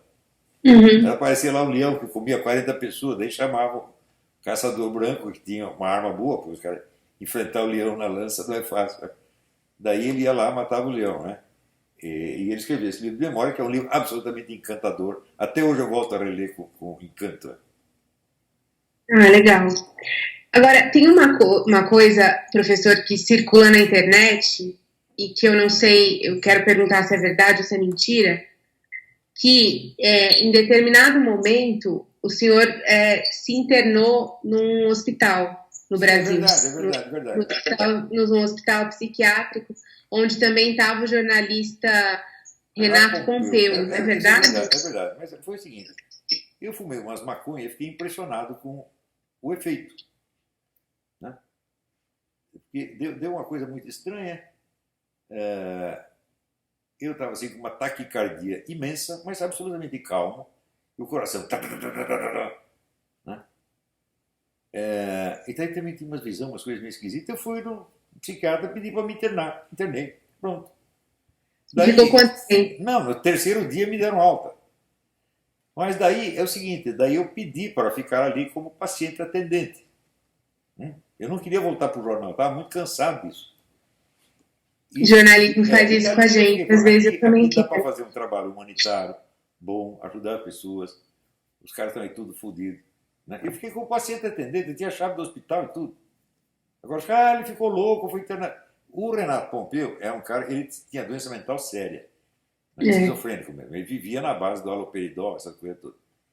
E entre pacientes de hospital psiquiátrico, você tem toda uma cultura. Né? onde assim, o tempo de tratamento e a alta e tal, eles só falam disso. Né? E o Renato Pompeu era um desses. Então ele inventou a história. Não, ele saiu do hospital sem alta. Conversa mole, eu tive alta no terceiro dia, fiquei lá piquíssimo. O diretor do hospital, chamado Dr. Juarez Strachman, né? Ele é meu fã e meu leitor até hoje. Pergunta para ele. Né? Juarez? Juarez Strachman é um grande psiquiatra. Né? É um homem inteligentíssimo, notável. Né? E eu lembro assim, tinha as reuniões de enfermeiros e atendentes, e eu participava. Né? E eles eram todos estudantes de psicologia, eu não, eu estava ali apenas. Né? E daí ele descrevia os casos, eu pegava o paciente, escrevia todo o caso, e daí pedia para os caras diagnosticar, eles não conseguiam. Daí ele com aquela cara de saco cheio virava para mim e falava, diagnostica aí, seu lá. Eu diagnosticava e dizia, é isso mesmo. Então foi uma época de estudo de psicologia e psiquiatria, foi muito bom para mim. Aprendi muita coisa. Né? E os seus filhos, todos moram nos Estados Unidos com o senhor ou tem uma parte no Brasil? Não, aqui só mora 2. E um é Marine, inclusive, né? O quê? Estava falando com a sua esposa, um deles é Marine. É Marine, exatamente. E a outra está estudando aqui na universidade. E eu tenho alguns filhos no Brasil. Tem um que mora na Romênia. Tem uma que morou na China e na Índia, porque casou com um diplomata. E agora nem sei pra onde, agora está no Brasil, nem sei para onde vai em seguida. Né? E tem outro que está no Paraguai. Né? E assim, estão espalhando bebês pelo mundo. Né?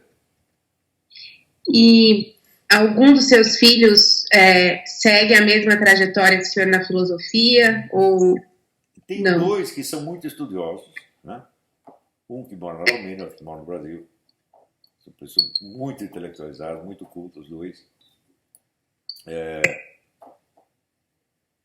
Tem um terceiro que também é muito estudioso, eu não sei se ele tem a vocação para filosofia, ele está interessado em negócio de arte, cinema, essa coisa toda.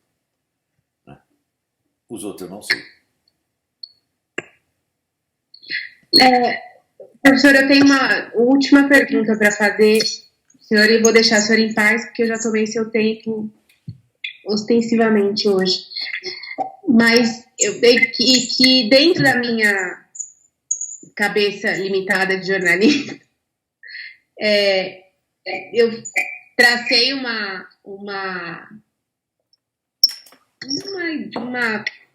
condição de ideias que eu queria saber se o senhor concorda, que o senhor acha que é isso assim, com base no que eu li, né, do seu trabalho e tudo mais, enfim. Quando o senhor critica muito Gramsci por essa questão de você, enfim, do que ele pregava, de se impregnar a cultura com determinadas ideias e etc., né? Como se fosse uma espécie, eu estou dizendo aqui entre aspas, não que eu concorde ou discorde disso, mas uma espécie de contaminação vagarosa com determinadas ideias. E que resultou no que o senhor acredita que seja essa questão do marxismo cultural, enfim, toda essa história. Por outro lado, quando o senhor fala, por exemplo, de escola sem partido, que não, isso não pode ser feito via lei, que isso tem que ser feito por meio enfim, da mídia, da universidade, da classe pensante, não é um pouco a mesma estratégia, mas, por outro lado, para tentar fazer frente a isso, se eu bem entendo? Não. Se fosse a questão de fazer um gramscismo de direita, então teríamos que usar os mesmos procedimentos dele. Não é isso? Agora, o Gramsci, se ele estivesse vivo e visse o resultado que a aplicação dos ensinamentos dele produziu no Brasil, ele meteria a bala na cabeça. Porque ele veria, eu destruí a cultura do país. Porque a essência do gramscismo é o engodo.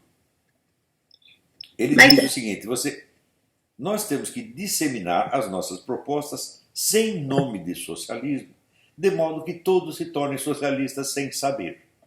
Ou seja, devemos enganar todo mundo. Isso não pode fazer bem a ninguém.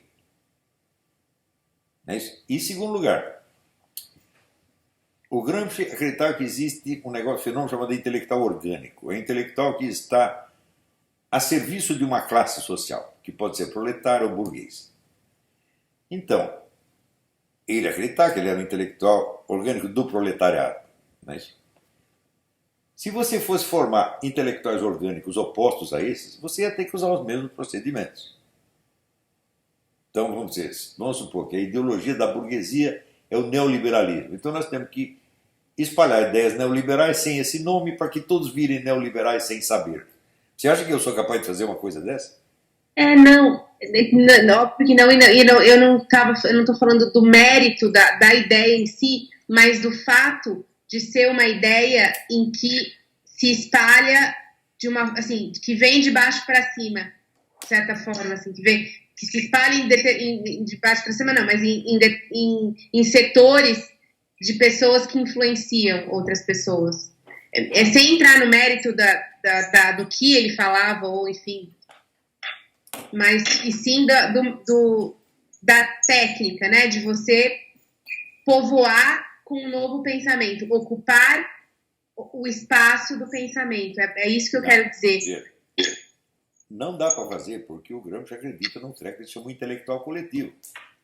Entendi. Não é intelectual individual. Então, é o pensamento do partido. O partido que coordena e manda cada um fazer o que tem de fazer. Eu não tenho partido nenhum e não quero ter. E não estou... Isso é fundamental. Eu não estou passando uma ideologia pronta para ninguém. Nem Entendi. eu mesmo tenho. O que eu quero é o seguinte, eu quero criar uma pleiade de gênios que supere infinitamente esse debate, vamos dizer, cristalizado, polarizado e idiota que tem na mídia de hoje. Entendi. Tá entendendo? Então não se trata de opor uma ideologia a outra ideologia. Não. Se trata de dissolver esta coisa estática que tem há 50 anos. Quando você vê o debate de educação no Brasil, o que consiste o debate de educação no Brasil? É educação estatal versus educação privada. Há 60 anos é a mesma conversa. Então eu chego e digo, não interessa, porque é a mesma porcaria que está ensinando na educação privada ou na estatal. Quer dizer, nós temos que dar educação grátis para todo mundo. Eu digo, esta educação que vocês dão, isso é uma ofensa, vocês oferecerem isso mesmo de graça. Você, para ensinar isso que vocês ensinam, você que deve pagar para o aluno. Entendi. Não, entendi. Foi bom você ter explicado para eu não fazer uma ilação, uma conexão que não tem nada a ver, por isso que eu perguntei. E para terminar, o senhor teve alguma grande frustração intelectual com alguém ou com, enfim, frustração intelectual. Algo que tenha realmente mexido? Não acredito, não. Não tive, não. Tive frustração na vida, mas frustração intelectual, não. Com talvez autores ou enfim, pensadores que o senhor admirava e acabaram... Não, vamos dizer, durante uns 8 anos eu vivi isso na órbita do marxismo. Mas isso não quer dizer que eu fosse um crente do marxismo, eu estava apenas interessado. E eu nunca o tinha colocado em questão, porque você não pode colocar em questão uma coisa que você está assimilando naquele mesmo momento. Mais tarde, quando eu comecei a ler outras coisas, eu estava bom, a influência marxista se diluiu sozinha. O marxismo não tem infraestrutura intelectual para aguentar um confronto. Por isso que o pessoal do partido manipula tantos outros. Se você pegar, vamos dizer, Karl Marx e o confrontar com um filósofo de verdade, como Eric Wegener ou Louis Laverne, Karl Marx não aguenta, coitadinho. Não aguenta mesmo, não dá nem para começar. Então, é a história do Eric Wegener. Olha, ele diz o seguinte, quando eu tinha 19 anos, eu li o Capital e virei marxista. No semestre seguinte, eu tive um curso de economia política e esqueci aquela porcaria. Pronto. Basta estudar um pouquinho de economia. Entendi. Não, perfeito. Olha, eu queria agradecer, peço desculpa se eu me alonguei demais, se eu fiz alguma pergunta, enfim, idiota, mas é porque realmente eu precisava ter essa linha do tempo da sua vida preenchida, porque é muita... Eu não li isso em nenhum lugar, entendeu? Então eu realmente precisava. Eu não sei se alguém já fez, mas eu certamente não consegui essa informação. Mas olha, eu sugiro. Você lê os livros. Eu vou ler, eu Depois que prometo. você lê, você faz outra entrevista comigo daqui 3 ou 4 anos. Agora, cortou, agora eu não ouvi Você direito lê os essa meus última. livros, assiste o meu curso, e você faz uma entrevista comigo daqui 3 ou 4 anos. Vai ver como vai mudar. Tá. Hoje mesmo, eu vi uma gravação de uma senhora chamada Tatiana, não sei das quantas. E ela disse, olha, eu falei muito mal do Olavo de Carvalho, mas eu nunca tinha lido o livro dele. Agora eu li e vi, e o cara é bom. É simples, né? Não, com certeza. Mas eu sou, assim, eu não tenho, eu sou muito, como que eu vou dizer? Eu pelo menos não tenho preconceito com nada, entendeu? Eu não vim conversar, entrevistá-lo com uma visão pré-concebida de nada, porque eu acho que nesse momento que assim, o Brasil passou por tanta coisa, tantos períodos que eu não sei se a gente ganha, o que a gente ganha tendo uma visão quadrada e fechada sobre uma coisa, né? Então eu procuro me policiar em relação a isso. E acho que é o caminho mais adequado para quem é jornalista, porque você tem que ter a cabeça aberta para tudo, né? Não dá para viver numa bolha. E que eu acho que é um dos problemas aí da imprensa, talvez. Olha, para resumir tudo, é o seguinte. As pessoas dizem, esse é o ideólogo da direita, o guru da direita. Porque qualquer influência que eu possa ter exercido sobre a direita nacional foi um subproduto do meu trabalho. O meu trabalho não é ensinar direitismo para ninguém, nem muito menos criar uma direita.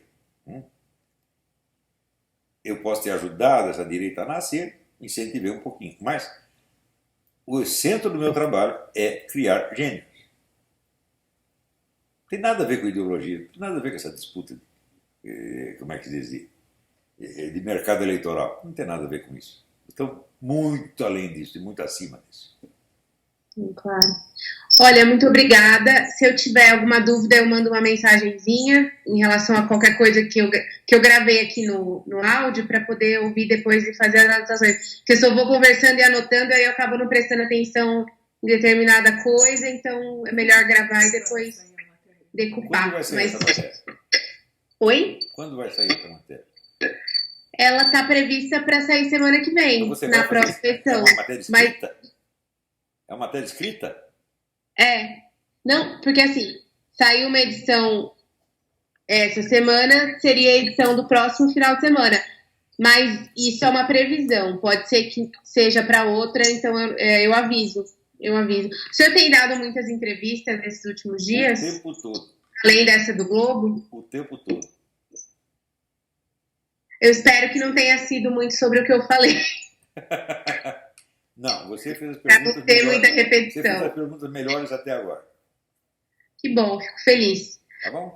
Professor, muito obrigada, muito obrigada a sua esposa pelo tempo. Desculpa ter demorado tanto. E qualquer coisa, vocês têm meu contato aí, meu celular tá com ela, meu e-mail, meu Skype, e a gente conversa qualquer coisa. Obrigada, Perfeito, viu? tudo de bom. Tchau, tchau. Boa noite. Tchau, Boa noite, tchau. tchau.